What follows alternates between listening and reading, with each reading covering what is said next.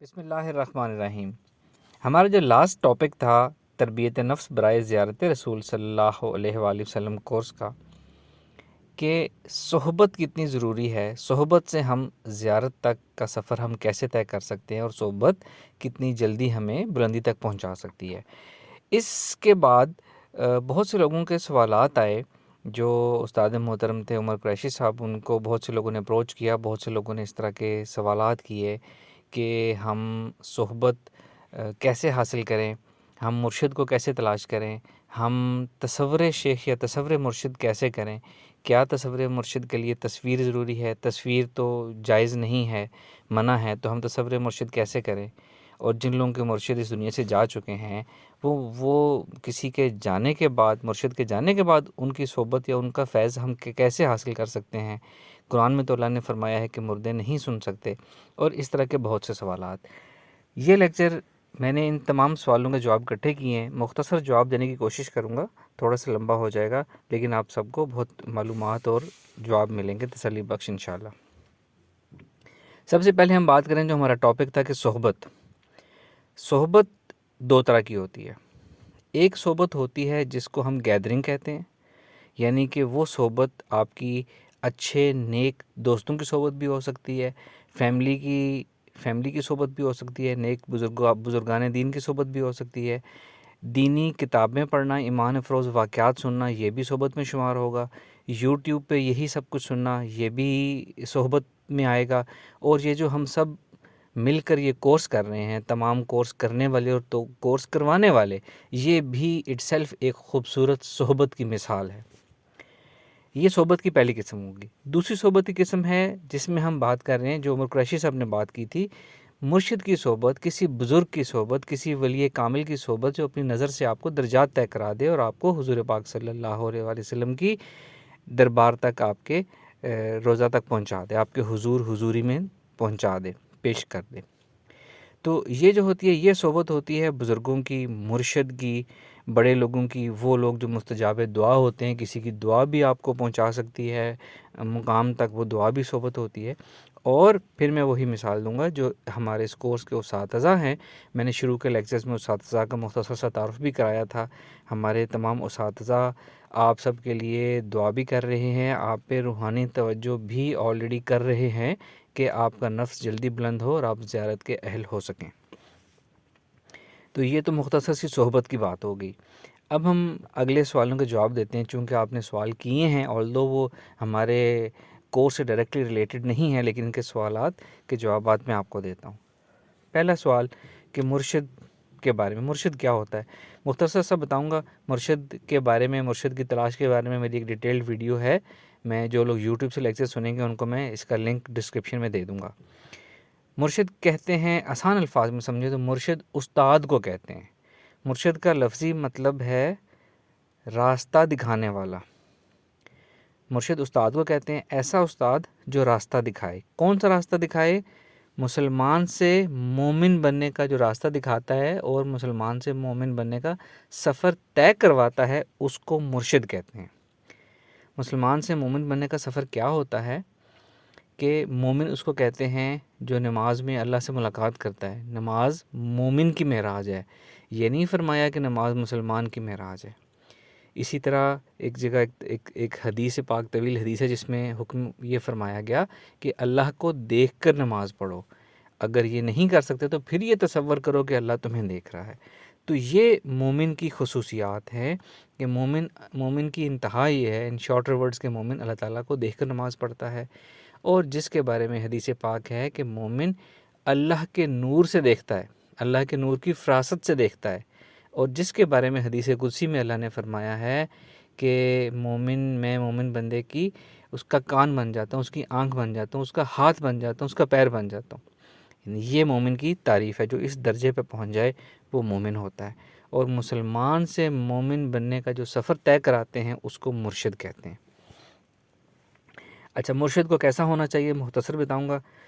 بنیادی چیزیں: شریعت کا پابند ہونا چاہیے، روحانی علوم سے آراستہ ہونا چاہیے، اور روحانی علوم کو منتقل کرنے کی صلاحیت بھی اس کے اندر ہونی چاہیے، صاحب مراقبہ ہو، صاحب نظر ہو، آپ کے اوپر غائبانہ نظر رکھ سکتا ہو، روحانی دنیا میں جھانک سکتا ہو اور آپ کو ہاتھ پکڑ کر روحانی سفر طے کرا کر دربار رسالت صلی اللہ علیہ وآلہ وسلم میں پہنچا سکتا ہو اور اللہ کی راہ میں آپ کو ڈال سکتا ہو۔ ان سمپل ورڈ یہ مرشد کی تعریف ہے۔ اگلا سوال پیدا ہوتا ہے کہ ہم ایسا مرشد کہاں سے تلاش کریں؟ تو مرشد کی تلاش کے لیے آپ کو محنت کرنی پڑے گی۔ عام طور پہ لوگ کہتے ہیں کہ جی آج کل تو اللہ والے ملتے ہی نہیں، آج کل تو ہر جگہ فراڈ لوگ ہیں اور 2 نمبر لوگ ہیں، تو اصل بڑے مرشد لوگ تو آج کل ہیں ہی نہیں یا ملتے ہی نہیں ہیں۔ تو میرا سیدھا سا اس کا جواب ہے کہ اللہ تعالیٰ ہمیں اور آپ سب کو خیر و عافیت سے رکھے۔ جب خدا نخواستہ ہم خود یا ہمارے گھر کا کوئی فیملی ممبر خدا نخواستہ بیمار ہو جاتا ہے، کوئی پیچیدہ بیماری ہو جاتی ہے، تو اس بیماری کی علاج کے لیے ہم اتنی جستجو کرتے ہیں کہ ہم دوسروں کو بھی بتانے کے قابل ہو جاتے ہیں کہ اس شہر میں کون کون سے ڈاکٹر کتنے قابل ہیں، کون فضول ہے، کون قابل ہے، کس کے پاس علم ہے، کس کے ہاتھ میں شفا ہے، کس میڈیکل سٹور سے اچھی دوائی ملے گی، کس سے 1 نمبر ملے گی، کس سے غلط دوائیاں ملے گی۔ وہاں ہم اتنی محنت کر لیتے ہیں، لیکن جہاں اس راستے میں سلیکشن کی بات آتی ہے تو یہاں ہم محنت ہی نہیں کرتے اور صرف ایک جنرل سٹیٹمنٹ دے دیتے ہیں کہ جی یہاں تو سب لوگ جو ہیں 2 نمبر ہیں۔ تو ایسے تو آپ کو کبھی مرشد ملے گا بھی نہیں۔ مرشد اتنی قیمتی چیز ہے کہ آپ کو بغیر جستجو طلب کے آپ کو ملے گا بھی نہیں، آپ نے جستجو محنت کرنی ہے تو ہی آپ کو ملے گا۔ جستجو محنت کیسے کریں؟ جتنے نون نیمز ہیں بڑے بڑے آپ کے آس پاس، آپ کے ملک میں، آپ کے شہر میں، آج کل یوٹیوب انٹرنیٹ کا زمانہ ہے، ان سب ناموں کو ایک لسٹ بنائیں، سب ناموں کی جو مرشد کہلائے جاتے ہیں، جن کو لوگ مرشد کہتے ہیں، مختلف دوست، مختلف احباب جس کے مرید ہیں، ان سب کے نام لکھیں، ان کی کتابیں پڑھیں، ان کی تعلیمات سنیں، ان کے یوٹیوب پہ لیکچر سنیں، ٹی وی پہ بیانات سنیں، ان کی محفل میں بیٹھیں، ان کا طریقہ تعلیم دیکھیں اور اس کے بعد فیصلہ کریں کہ آپ نے کس کے ہاتھ پہ بیعت ہونا ہے، کس کو اپنا مرشد بنانا ہے۔ نشانیاں میں نے اوپر بتا دی ہیں۔ روحانی علم کا ہونا اور اس کو منتقل کرنا سب سے بڑی نشانی ہے مرشد ہونے کے لیے۔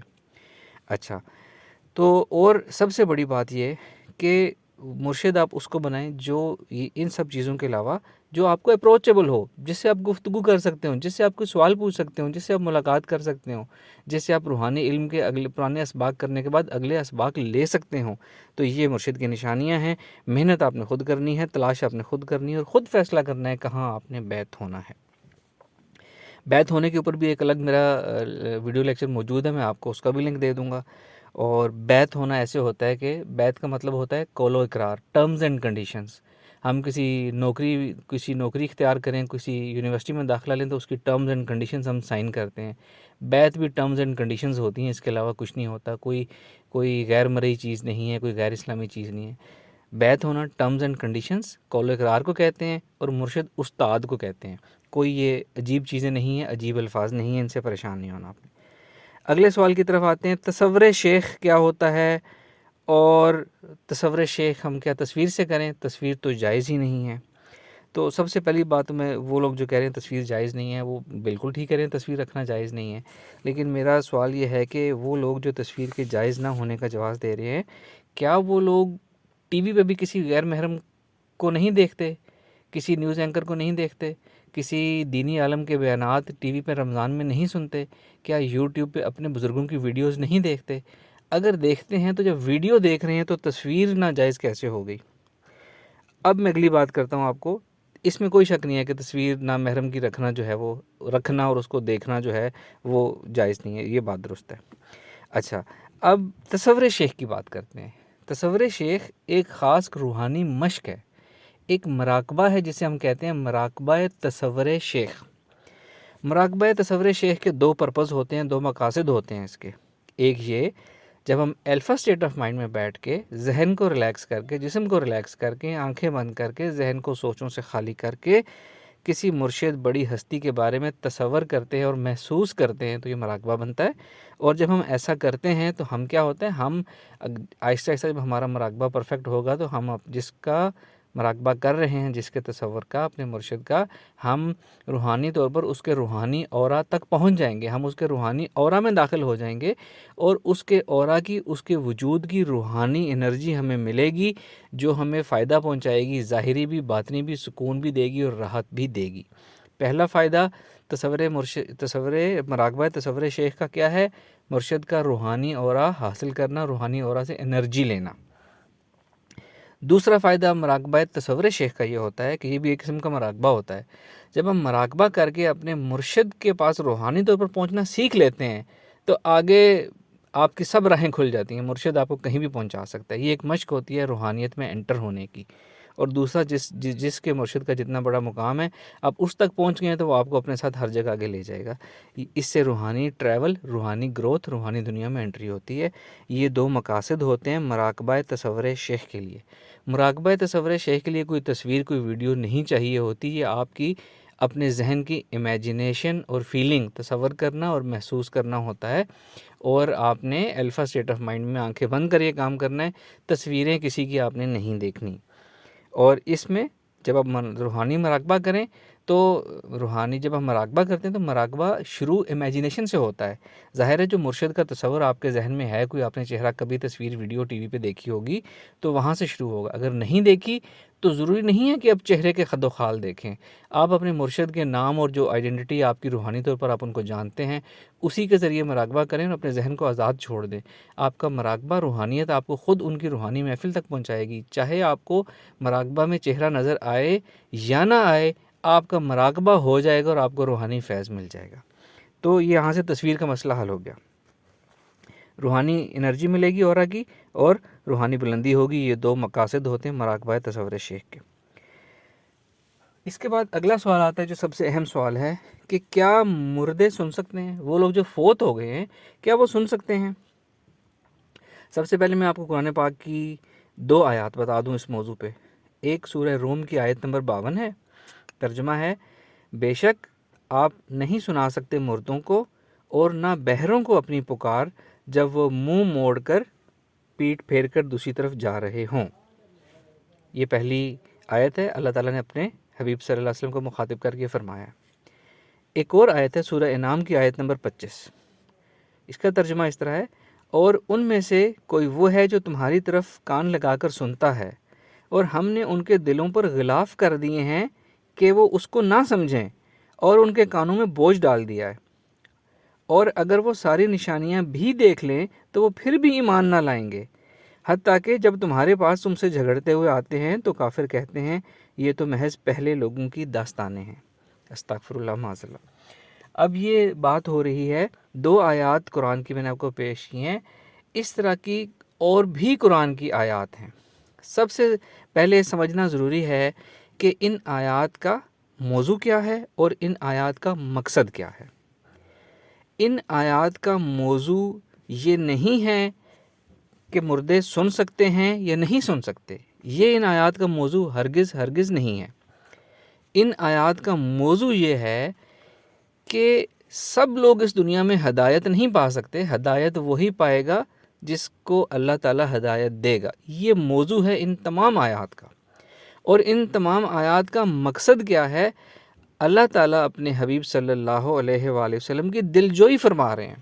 حضور پاک صلی اللہ علیہ وسلم بہت زیادہ غمزدہ رہتے تھے، بہت زیادہ فکر مند رہتے تھے اس بارے میں۔ آپ چاہتے تھے کہ زیادہ سے زیادہ لوگ میری بات سمجھیں، ایمان لائیں اور جنت میں جائیں، کوئی گمراہ نہ ہو، کسی کو دوزخ میں نہ جانا پڑے۔ آپ اس بارے میں بہت زیادہ فکر مند رہتے تھے۔ تو اللہ تعالیٰ ان تمام آیات میں اپنے نبی پاک صلی اللہ علیہ وآلہ وسلم کی دلجوئی فرما رہے ہیں کہ آپ اپنے آپ کو ہلکان نہ کریں، آپ پریشان نہ ہوں، آپ اپنے دل کو ہلکان نہ کریں۔ سب نے ہدایت پانی ہی نہیں ہے، ہدایت وہی پائیں گے جن کو میں ہدایت دوں گا، جن کو اللہ ہدایت دیں گے۔ آپ کا کام محض پہنچا دینا ہے۔ اس طریقے سے ان بہت ساری آیات میں اللہ تعالیٰ نے اپنے نبی پاک صلی اللہ علیہ وسلم کی دلجوئی فرمائی ہے۔ موضوع کیا ہے کہ ہدایت سب کو نہیں مل رہی۔ اب ہم ان آیات کے لفظی مطلب کے اوپر آ جاتے ہیں۔ سب سے پہلے میں سورہ انعام کی آیت نمبر 25 کی بات کروں گا کہ جس میں فرمایا گیا ان میں سے کچھ وہ ہیں جو تمہاری طرف کان لگا کر سنتے ہیں اور ہم نے ان کے دلوں پر غلاف کر دیے ہیں تاکہ وہ اس کو نہ سمجھیں، اور ان کے کانوں پر بوجھ ڈال دیا ہے، اور اس طرح آگے طویل حدیث ہے۔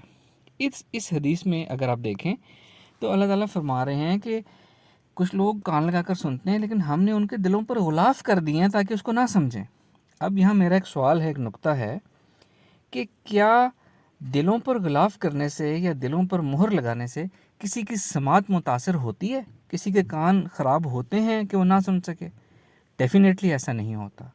اس کا مطلب ہدایت پانے کی طرف اس کی طرف اشارہ ہے.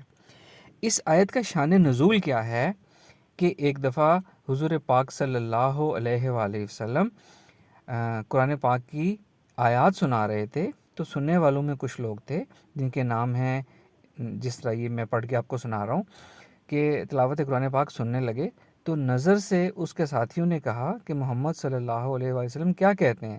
تو وہ کہنے لگا میں نہیں جانتا، بس زبان کو حرکت دیتے ہیں اور پہلے والوں کے قصے سناتے ہیں جیسے میں تمہیں سنایا کرتا ہوں. استغفر اللہ. ابو سفیان نے کہا کہ ان کی باتیں مجھے تو حق معلوم ہوتی ہیں. تو ابو جہل نے کہا کہ اس کا اقرار کرنے سے مر جانا بہتر ہے. استغفر اللہ استغفر اللہ. اب یہ آخری بات پہ غور کریں. ابو جہل نے کہا اس کا اقرار کرنے سے مر جانا بہتر ہے. کیا ابو جہل کو یہ بات سمجھ نہیں آئی تھی جو حضور فرما رہے تھے؟ وہ جان چکا تھا کہ کیا حکم ہے، کیا پیغام ہے، وہ اس کو اچھی طرح جان چکا تھا، لیکن وہ اس پہ ہدایت پانے کو، اس پہ عمل کرنے کو تیار نہیں ہے. اسی لیے کہہ رہا ہے کہ ان پر عمل کرنے سے بہتر ہے اس کا اقرار کرنے سے بہتر ہے مر جائے. استغفر اللہ استغفر اللہ. میرا یہ سوال ہے، کیا ابو جہل کی سماعت متاثر تھی؟ کیا اس کے کان خراب تھے؟ بالکل نہیں. صرف اس کے دل پہ اللہ تعالیٰ نے مہر لگا دی تھی، غلاف ڈال دیا تھا، اور اسی کے بارے میں اللہ تعالیٰ نے یہ قرآن کی آیت نازل فرمائی ہے کہ اور وہ لوگ کچھ جو کان لگا کر سنتے ہیں لیکن ہم نے ان کے دلوں پر غلاف کر دیے ہیں تاکہ وہ آپ کی اس بات کو نہ سمجھ سکیں. یعنی کہ ہدایت نہیں پائیں گے وہ اس بات کو سن کر، سماعت کا تعلق نہیں ہے اس سے. اب ہم پہلے والی آیت کی طرف آتے ہیں، سورہ روم کی آیت نمبر 52، کہ بے شک آپ نہیں سنا سکتے مردوں کو اور نہ بہروں کو اپنی پکار جب وہ منہ موڑ کر دوسری طرف جا رہے ہوں. اب یہاں دو علمی نقطے ہیں، تکنیکی نقطے ہیں. ایک فرمایا کہ مردوں کو نہیں سنا سکتے، ایک دوسرا فرمایا بہروں کو نہیں سنا سکتے جب وہ دوسری طرف منہ موڑ کر جا رہے ہوں. اب یہاں بھی میرا ایک سوال ہے کہ اگر اس کا مطلب صرف سننا، کانوں سے سننا سماعت ہوتی تو اللہ تعالیٰ نے اتنی ڈیٹیل سے مثال کیوں دی ہے؟ اللہ تعالیٰ بہت رحیم و کریم ہے، بنیادی یہ مثالیں دے کر انسان کو سمجھاتے ہیں کہ آپ مردوں کو نہیں سمجھا سکتے اور بہروں کو نہیں سمجھا سکتے جب وہ منہ موڑ کر دوسری طرف جا رہے ہو. اب یہاں میرا سوال ہے کہ بہرا اسے کہتے ہیں جس کی سماعت متاثر ہو، جو سن نہ سکتا ہو.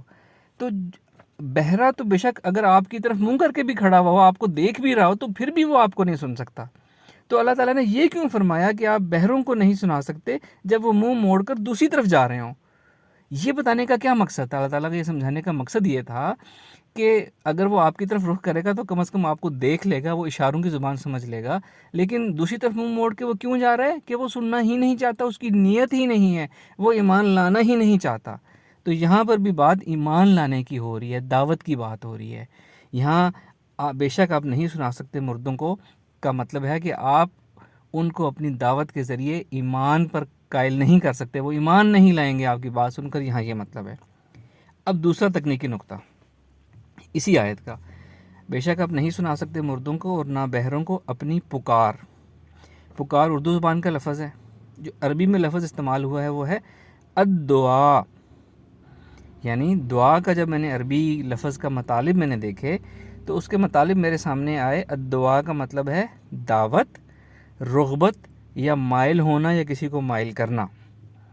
یعنی آپ کسی کو اپنی دعوت نہیں سنا سکتے، یعنی کہ وہی دعوت اسلام، اللہ کا پیغام کی بات ہو رہی ہے یہاں پہ. الدعا کا مطلب یہ نہیں ہے کہ آپ اپنی آواز نہیں سنوا سکتے.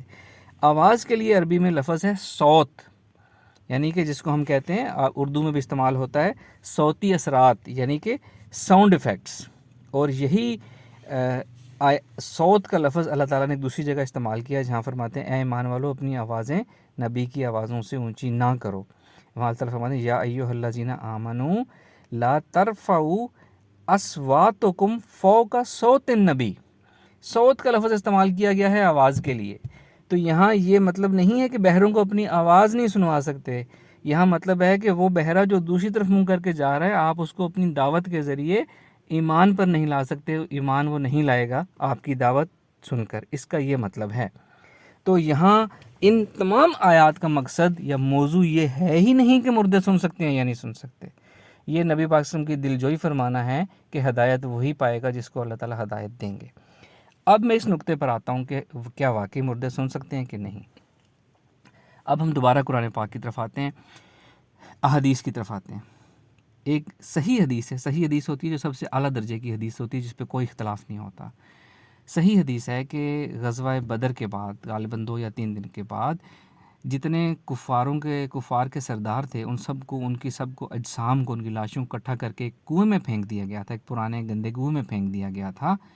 اور اس کے بعد حضور پاک صلی اللہ علیہ وآلہ وسلم نے اس کنویں کے سامنے کھڑے ہو کر ان کو مخاطب کر کر ان کے نام لے لے کر یوں الفاظ کہہ کر فرمایا تھا کہ اے فلاں بن فلاں، اے فلاں بن فلاں، کیا میں نہیں کہتا تھا کہ میری بات سنو، کیا میں نہیں کہتا تھا کہ میری دعوت سنو، وغیرہ وغیرہ. تو جب حضور پاک صلی اللہ علیہ وسلم نے اس طرح فرمایا تو حضرت عمر فاروق رضی اللہ عنہ جو ساتھ کھڑے تھے، آپ نے عرض کی کہ یا رسول اللہ صلی اللہ علیہ وسلم یہ تو اجسام ہیں جو نہیں، یہ ان میں تو روح نہیں ہے، یہ تو آپ کی بات نہیں سن سکتے. تو حضور پاک صلی اللہ علیہ وسلم نے فرمایا کہ یہ میری بات تم سے زیادہ بہتر سن سکتے ہیں. یہاں بھی سن سکتے سے بہتر کا مطلب ہے کہ بہتر اب یہ جان سکتے ہیں اس بات کو جو میں کہہ رہا ہوں. اب یہ عالم برزخ میں چلے گئے ہیں، اس دنیا میں ان کے جو پردے تھے ختم ہو گئے ہیں، جسم کا پردہ ان کے اندر سے نکل گیا، ان کا نفس روح الگ ہو چکی ہے، اور یہ عالم برزخ میں اب حقیقت بالکل ایکوریٹلی جان رہے ہیں اور میری بات زیادہ اچھے طریقے سے سمجھ سکتے ہیں کہ جو میں کہہ رہا ہوں ٹھیک ہے، جو میری تعلیم تھی وہ 100% ٹھیک تھی. یہاں یہ مطلب ہے اس کا. ایک اور بخاری شریف کی حدیث ہے، بخاری شریف کی ساری حدیث صحیح ہوتی ہیں، صحیح بخاری اعلیٰ درجے کی، کہ جب مردے کو دفن کر کے قبر میں جاتے ہیں تو مردہ لوگوں کے پاؤں کی چاپوں کی آواز سنتا ہے، صحیح بخاری کی حدیث ہے. اور اسی طرح جب ہم قبرستان میں جا کے السلام علیکم یا اہل القبور کہتے ہیں تو مردہ اس کو سنتا ہے اور اس کا جواب دیتا ہے.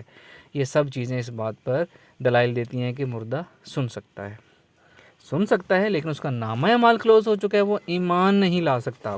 اب اس کو کوئی عمل اس کو فائدہ نہیں دے گا. اچھا، یہ مختصر سی بات ہے. اب ہم اگلے سوال کی طرف جائیں گے. کیا فوت شدہ کسی کو کچھ دے سکتا ہے یا نہیں دے سکتا؟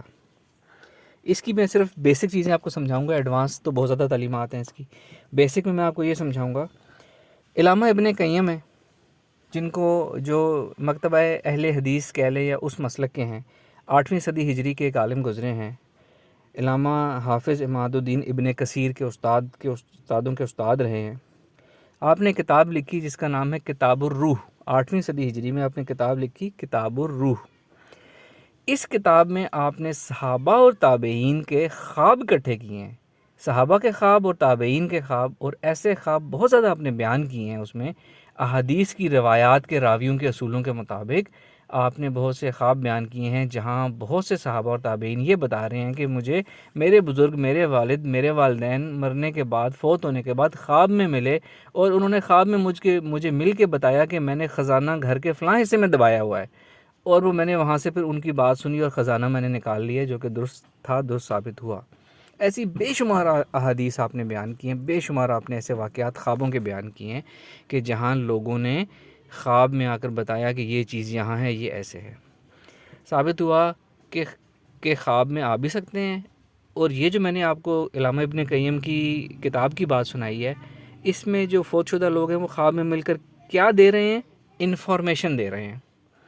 تو پہلی بات یہ ثابت ہو گئی کہ وہ لوگ جو فوت ہو گئے ہیں وہ کچھ دے سکتے ہیں یا نہیں دے سکتے. ایک چیز ثابت ہو گئی کہ وہ انفارمیشن دے سکتے ہیں.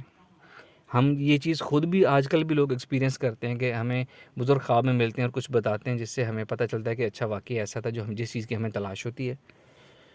دوسری بات، ہم سب کا یہ تجزیہ ہوتا ہے کہ ہمیں کبھی خواب میں کوئی بزرگ ملتے ہیں، ہمیں نہیں پتہ ہوتا وہ کون ہے. بعض اوقات ہمیں پتہ بھی ہوتا ہے کہ پرانے زمانے کے بزرگ ہیں، وہ ہمیں مل کے خواب میں کوئی ہدایت کرتے ہیں، اور وہ ہدایت ہماری دل کے اوپر اتنا اثر کرتی ہے کہ ہم دنیا سے دور ہو کے اللہ کی طرف، دین کی طرف، قرآن کی طرف، نمازوں کی طرف آ جاتے ہیں. ہمارے دل میں حلاوت پیدا ہو جاتی ہے. تو یہ آپ سب نے ایکسپیرینس کیا ہوگا. تو دوسری بات یہ ثابت ہوئی کہ فوت شدہ خواب میں مل کے انفارمیشن بھی دے سکتے ہیں اور ہدایت اور رہنمائی بھی دے سکتے ہیں، آپ کو سیدھے راستے پہ لانے کے اوپر تصرف بھی کر سکتے ہیں. یہ دو چیزیں سمپل مثالوں کے ساتھ میں نے آپ کو بتایا، یہ دو چیزیں ثابت ہو گئیں کہ کچھ دے سکتے ہیں کہ نہیں دے سکتے. انفارمیشن دے سکتے ہیں، ہدایت، رہنمائی روحانی تصرف کر کے آپ کو سیدھی لائن پہ لگا سکتے ہیں. یہ 2 چیزیں ثابت ہو گئی، ہمارے سمجھنے کے لیے اتنا کافی ہے. ایڈوانس اس کے بہت زیادہ تعلیمات ہیں، وہ ہم پھر کبھی موضوع ہو تو ڈسکس کریں گے. فی الحال آپ لوگوں کے لیے اتنا ہی ہے. اب آپ سب اپنے ٹاپک پہ واپس آ جائیں. ٹاپک کیا تھا؟ صحبت سے زیارت تک کا سفر.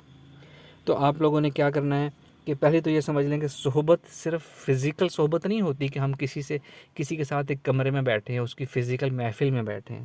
صحبت جو ہے وہ روحانی صحبت بھی ہو سکتی ہے، فزیکل صحبت بھی ہو سکتی ہے. یہ ہمارا کورس، اساتذہ کے لیکچر سن رہے ہیں، یہ بھی صحبت ہے. ان لیکچر کو آپ روز سنتے ہیں، یہ بھی صحبت ہے. یوٹیوب پہ بزرگوں کے لیکچرز، دینی معلومات سنتے ہیں، یہ بھی صحبت ہے. اور یہ جو ہم اس خوبصورت کورس کی جو محفل کر رہے ہیں، یہ بھی صحبت ہے.